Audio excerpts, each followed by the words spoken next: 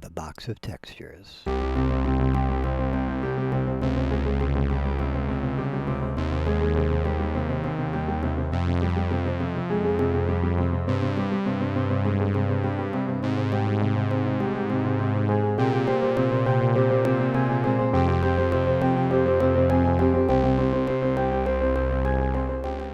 Today's exercise is using the Euclidean rotary sequencer, so to speak, to drive two other sequencers, which are driving 2 copies / 3 copies of iSEM, iSEM on my iPad in AUM. This was not my original idea. I'm in a couple of iPad Facebook groups, and let me rephrase that. I'm in a couple of iPad music Facebook groups, and in one of them someone said, I've had this breakthrough, and they were describing a way to use one sequencer to run other sequencers, and as soon as I heard that, a picture of this setup just sort of dropped into my head, whole and complete, and I was ready to go. So it was a breakthrough, and not mine, but I'm running with the idea. So let's take a look at this.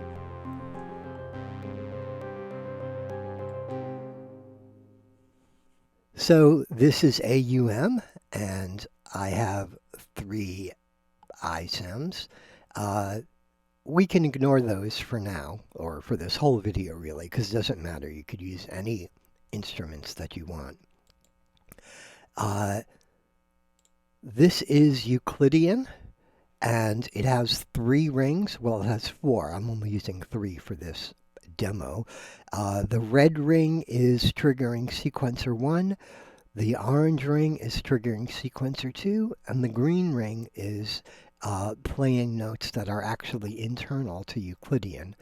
I could have used a 3rd sequencer, but it was just a straightforward pattern, and I figured I would do it in Euclidean just so I'd have both methods in the video. So let's actually, whoops, gotta use my fingers instead of the mouse for some things, just easier. So let us turn off this clip. So let's take a look at the first instance of Atom Piano Roll. Rewind. This has 2 bars of 19 beats. It's basically 3, 3, 3, then 2, then 3, 3, and 2, and that adds up to 19. It's an odd pattern, an odd number, because you could totally use an even number, 16 or 8, but the 19, it's too long for your head, for your brain to really recognize, and it's uneven enough to throw you off a little bit every time it comes around. So not to purposely add tension, but it just makes it a little more interesting than if it was 16. So it's cyclic, but it's not aligned with everything else, and it does eventually align, but it takes a good long time. So let's give this a play.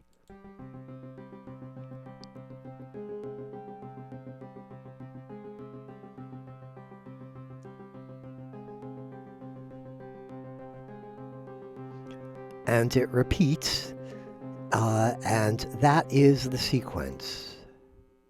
This is the second sequence. And this is much simpler. It's 8 notes, so it's the same notes, but it's 3, 3, and 2.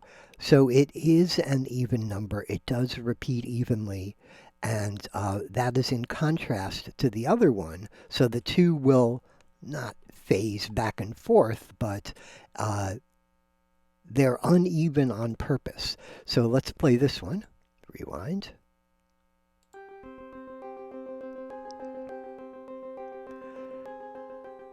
So it's the same notes, but I made it an octave higher so you could tell the difference more easily. So now let us put Euclidean back in the picture. So what we're doing several different things, a different thing for each ring. The red ring is, you can see it has 16 steps with 3 events spread quote unquote evenly over the 16 steps. So what that means is it tries, let's take a look at the orange ring. The orange ring has 16 steps with 4 events, so it can spread them evenly because you can divide 16 evenly into 4 parts. So that is the 8 notes in the second sequence. So that is an additional complicating factor because we play the first sequence 3 times for each time around, but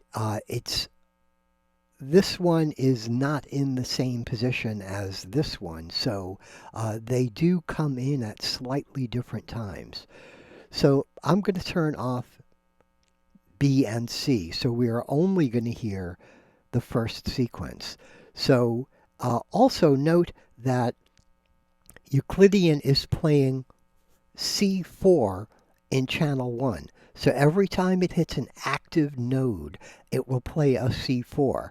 And if you take a look at the B channel, that's also playing a C4, but it's Midi channel 2. And we'll take a quick look at the third channel because that's doing something a little differently, a little different. So let's take a look at the first sequence. I'll start it. And it hit an active node, so it started playing, and it's going to play through the sequence one time. It won't cycle around.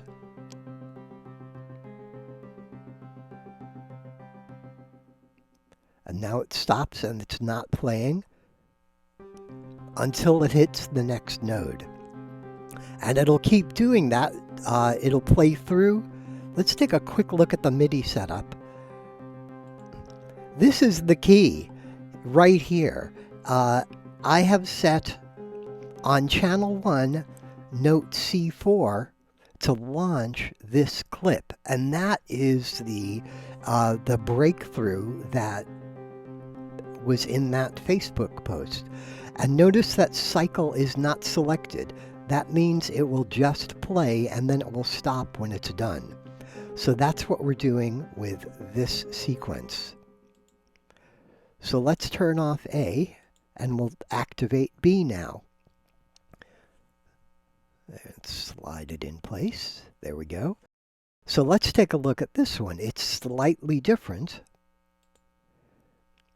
It's the same launch, the same note, but it's Midi channel 2, so that's different.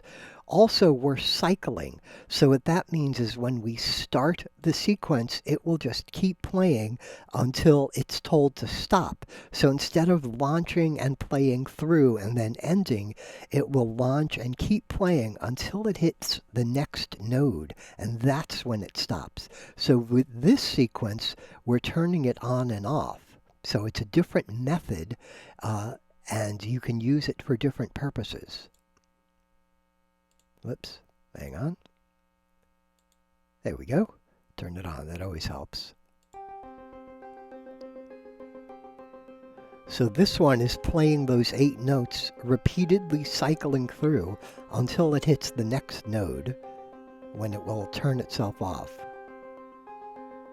or unlaunch, so to speak, and then it's not playing until it hits the upcoming node, evenly spaced nodes for this ring, and there it goes. So we'll turn that off, we'll rewind, and let's take a look at the third sequence. So this is also set to C4 on channel 3, but we are not going to use that. Whoops. We don't want to see A, we want to see C. There we go. So what we have here is a sequence of notes directly in Euclidean. So if you don't use notes, if you don't specify notes, it will send out a note that is in the top section, and that's useful. It's intended, quote unquote, for things like drum machines, which are expecting a specific note, but we're abusing it for our nefarious purposes, which is always a lot more fun. So let us start this one.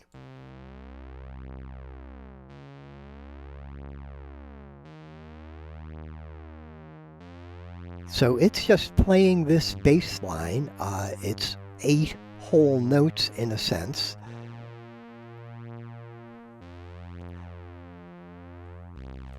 And each time we hit a green node, it plays the next note in the sequence. So let's reactivate everything. Whoops. There we go. Rewind, make sure they're both launched, and let us kick this into action.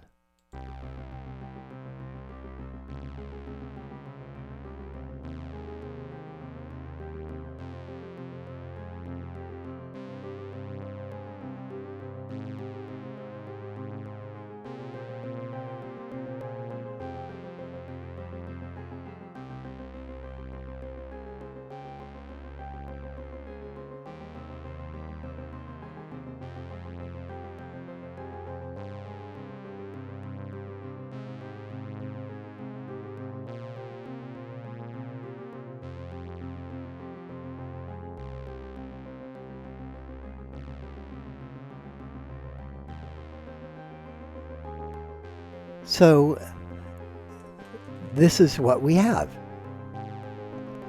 The 3 rings, notice that also they're all running at different speeds. That's another complicating factor. And sometimes they will line up and all 3 be playing at once.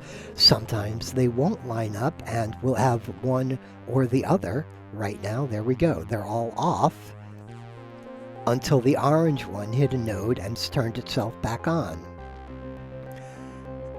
And now all 3 are playing at once again. So what will happen is, because they're set to different speeds, it takes 96 bars for the pattern to repeat, and that is way longer than the human brain can hold. So you can't really hear them repeating. It's 3.5 minutes before the cycle starts over again.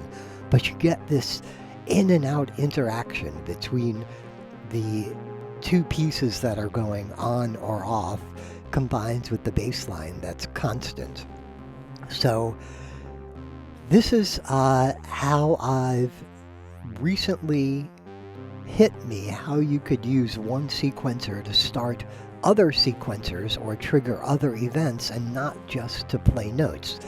And I've done a bunch of videos in voltage modular, say, with sequencers driving other sequencers, but that's a modular sort of a setup, and not that you expect it, but it seems like a thing to do.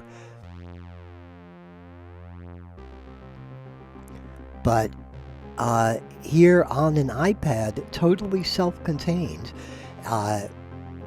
we have these sequences playing off of each other, making these complex, interesting polyrhythms, keeping you off balance, but still in rhythm. I love this. So thanks for listening. Thanks for watching. Like the video, subscribe to the channel. I have a Patreon. There's links in the description. Would be totally happy if you joined the Patreon. And thank you again. And I hope this has proved informative.